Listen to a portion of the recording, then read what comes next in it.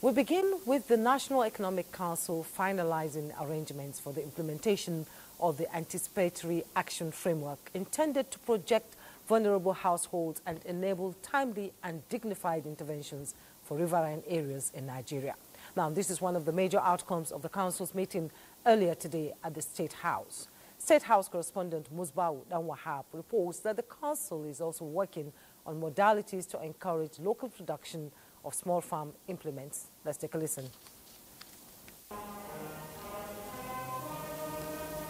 The 152nd meeting of the National Economic Council is certainly not one of the most attended, yet the discussions and resolutions are far-reaching under the chairmanship of Vice President Kashim Shettima. The rains are winding down for the year and the flooding about to peak. Fears are imminent again for Nigerians in the riverine areas and those along the riverbanks. The perennial challenge got attention of the Council as it received a briefing from the National Security Advisor, Nuhu Ribadu, on the Anticipatory Action Framework, mainly to protect the vulnerable households across the country. The objectives of the Anticipatory Action Framework include, but not limited to, protect vulnerable households, enable timely and dignified interventions before flooding peaks, focus on equity, ensuring no community is left behind, amongst others. However, Council resolved that the scope of the framework has to be widened in order to include more states and submit final document for ratification at the next meeting of NEC.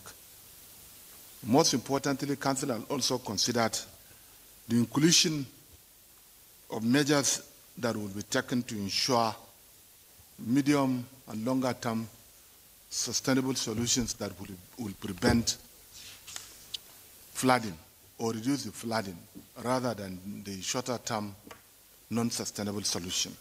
Jigawa State Governor Umar Namadi presented a memo seeking federal state action towards addressing the challenge of cost of production aggravated by lack of access to affordable energy and fertilizer, particularly for smallholder farmers.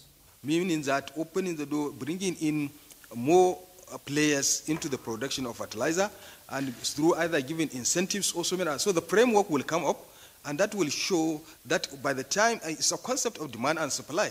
The more players are in, it becomes more competitive, and therefore the likelihood of dropping the price of fertilizer is likely to happen. So that's exactly the concept we are asking for the mandate to be given to the Presidential Food Implementation Committee.